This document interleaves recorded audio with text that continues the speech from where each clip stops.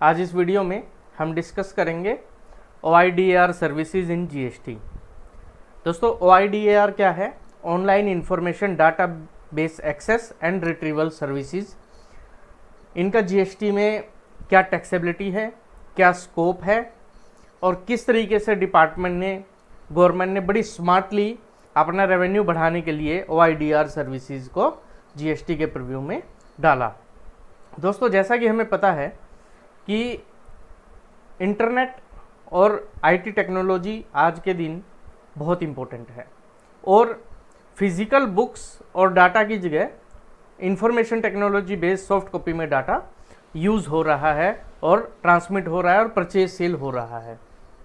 अब आप समझिए कि कोई कंपनी अगर इंडिया में बैठ के ऑनलाइन बिजनेस कर रही है तो फिर वो गवर्नमेंट के टैक्स प्रीव्यू में इजीली आ जाएगी, लेकिन कोई कंपनी जो फॉरेन में बैठी है और वहाँ से सॉफ्ट कॉपी में अगर इंडिया में सॉफ्टवेयर, डाटा, बुक्स कुछ भी ऑनलाइन बेचती है तो उस केस में अगर वो किसी बिजनेस एंटिटी को बेचती है जो टैक्स पेयर है, GST में रजिस्टर्ड है, फिर तो गवर्नमेंट को कोई दिक्कत नहीं है, क्योंकि उस केस में रिवर्स चार्ज में GST रिकवर कर लेगी government through the tax payer.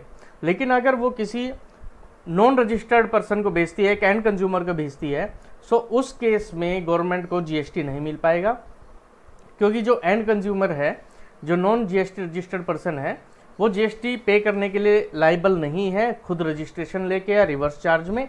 और जो आउटसाइड इंडिया बंदा बैठा है वो इंडिया की टेरिटरी में नहीं है तो गवर्नमेंट की जुडिक्शन उसके ऊपर नहीं बनती थी। लेकिन अब गवर्नमेंट ने क्या किया, OIDAR के थ्रू जो नॉन टैक्सेबल टेरिटरी में बिजनेस कम्युनिटीज़ बैठी हैं जो इंडिया में नॉन रजिस्टर्ड पर्सनस को सॉफ्ट कॉपी में सॉफ्टवेयर या IT इंफॉर्मेशन टेक्नोलॉजी सामान बेच रही हैं, उनके थ्रू उनके ऊपर अब GST रिकवर करने का मैकेनिज़्म GST लॉ में बनाया था। सो सबसे पहले हम देखते हैं दोस्तों कि क्या क्या टर्मिनोलॉजी है और उनका क्या क्या डिटेल में गवर्नमेंट ने एक्सप्लेन किया है। सबसे पहले तो दोस्तों कौन कौन सी सर्विसेज कवर होती है OIDAR में? Advertisement on the internet, providing cloud services, providing e-books, movies, music, software and other intangibles through telecommunication network or internet, providing data or information retrieval or otherwise to any person in electronic form through a computer network, online supply of digital content, digital data storage, online gaming। so जो हम cloud की बात करते हैं वो सब कुछ दोस्तों यहाँ पे आ गया है। देन दोस्तों how would OIDAR services be taxable under GST? ये इस केस में होगा क्या दोस्तों कि जो नॉन टैक्सेबल टेरिटरी में सर्विस प्रोवाइडर बैठे हैं वो अगर इंडिया में रजिस्टर्ड टैक्स पर्सन को माल बेचते हैं तो RCM के थ्रू गवर्नमेंट को GST मिल जाएगा। लेकिन वो अगर नॉन रजिस्टर्ड पर्सन को माल बेचते हैं सो उस केस में उन लोगों को GST में रजिस्ट्रेशन करवाना पड़ेगा as a OIDAR service provider in form REG 10।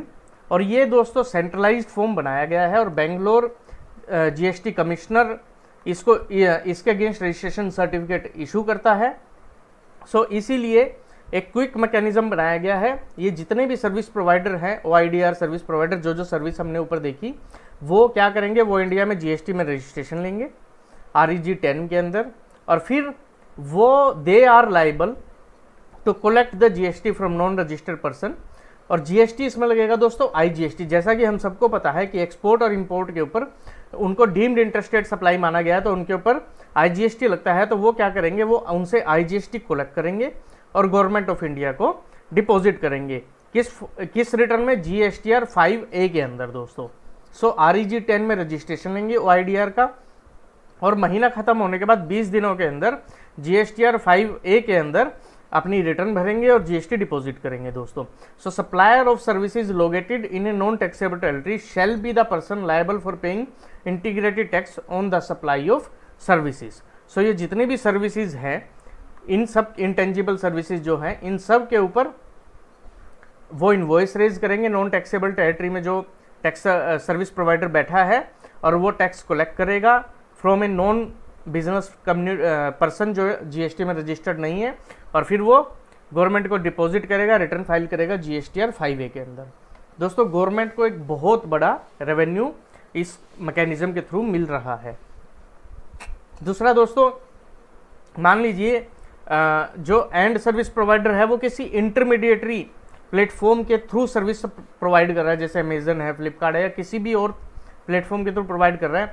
सो वो जो इंटरमीडिएटरी प्लेटफॉर्म है उसको सर्विस प्रोवाइडर मान लिया जाएगा, और उस पर्सन की रिस्पॉन्सिबिलिटी होगी कि वो GSTR 5A इंडिया में GST रजिस्ट्रेशन ले REG 10 के अंदर as a OIDR service provider, और GSTR 5A फाइल करके GST डिपॉजिट करे।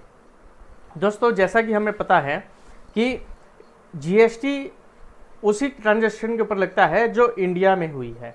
सो OIDR के केसेस में GST लॉ में जो मेंशन है कि since recipient of services is available in India, service is provided in India, but supplier of services is sitting outside India, तो उस केस में वो service supply of service India में मान ली जाएगी और अकॉर्डिंगली उसके ऊपर इंडिया में GST लग जाएगा। इस तरीके से IGST लॉ में प्रोविजन दिया गया है दोस्तों।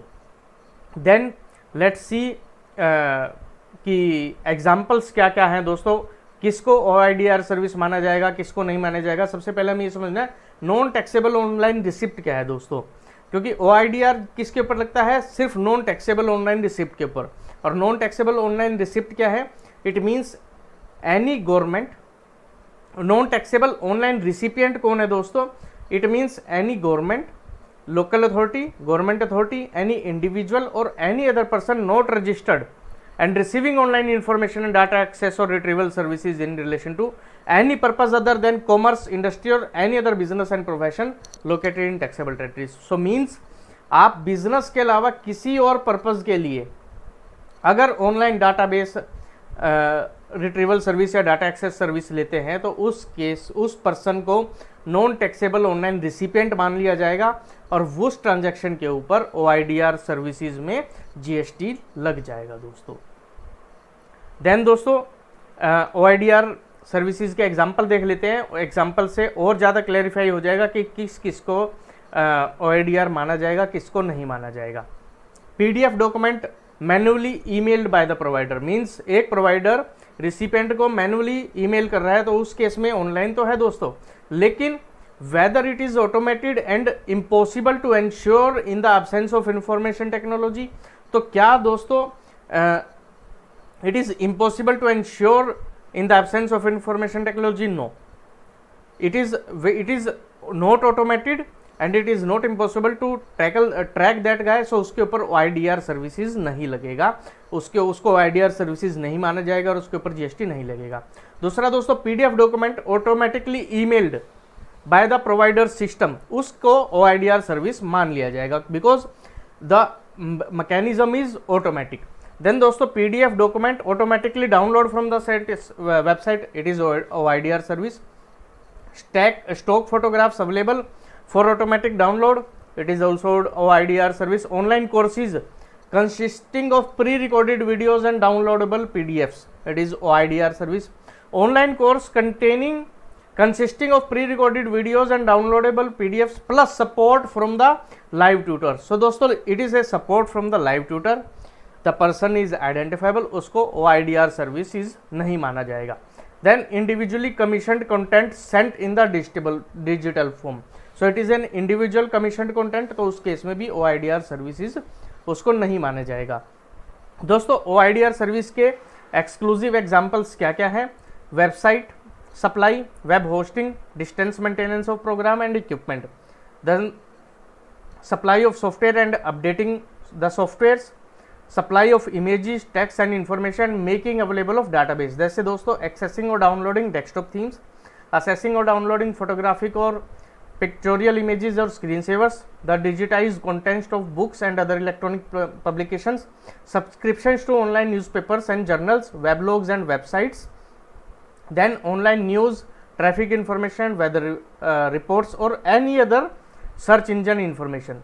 Then दोस्तों, supply of music, films and games including games of chance and gambling games, and of political, cultural, artistic, sporting, scientific and entertainment broadcast and events. दोस्तों, सप्लाई ऑफ डिस्टेंस टीचिंग, सो किसी भी तरीके की अगर ये इस तरीके की कोई भी इंटेंजिबल आइटम की इंफॉर्मेशन टेक्नोलॉजी एंड एनवायरनमेंट में सप्लाई होती है तो उसको OIDR सर्विसेज में काउंट कर लिया जाएगा अगर वो नॉन टैक्सेबल ऑनलाइन रिसिपिएंट को दी जा रही है इंडिया में।